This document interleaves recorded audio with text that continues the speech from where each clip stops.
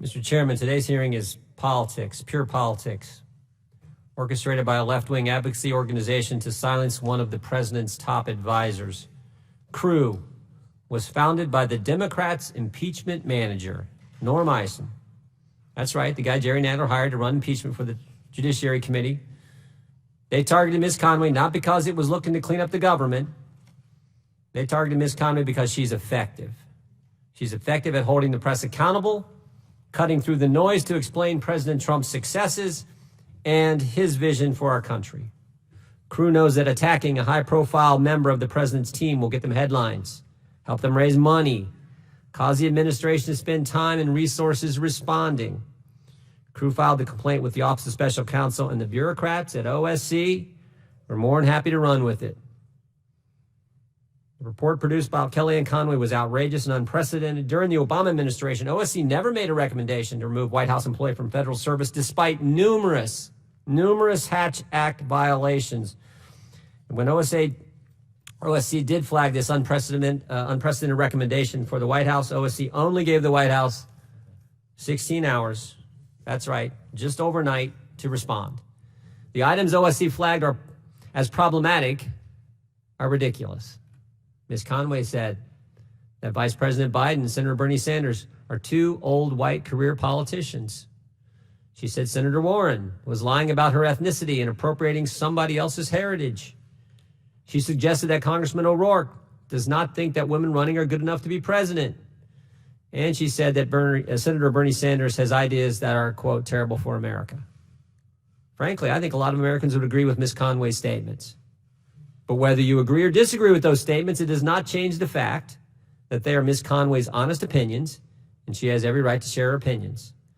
Democrats on this committee are more than happy to use the OSC report to attack Ms. Conway and, of course, the president. And this is just yet another example of the committee, as I said, being used for politics. We had Special Counsel Henry Kerner testify for several hours detailing every fact about his report.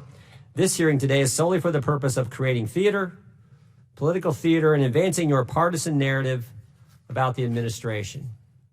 Mr. Chairman, you've said the administration is engaged in a cover-up from the top on all the investigations. What you fail to say, however, is this administration has produced over 110,000 pages of documents to this committee and made available all kinds of witnesses for transcribed interviews. With the sort of rhetoric you have been using about the administration, do you really think Ms. Conway thought she'd get a fair hearing here today? I don't think anyone's surprised that Ms. Conway decided to spend her afternoon doing her job on behalf of the American taxpayers rather than subjecting herself to a classic Washington political theater committee hearing. And to what end? This effort does nothing to improve the lives of everyday American, does nothing to fix the crisis at the border, rein in the opioid epidemic, or bring down drug prices. This committee is always strongest when we work together across party lines, but for the past 6 months, Chairman and his Democrat colleagues have chosen instead to take political shots at the president. Let's be clear. Ms. Conway's job is to advise the president and serve as a media surrogate to keep the American people apprised of the administration's views and action. This role is necessarily political and involves her answering questions about the state of politics in America. To suggest that in carrying out her duties, she ran afoul of the law is an attack on her First Amendment liberties.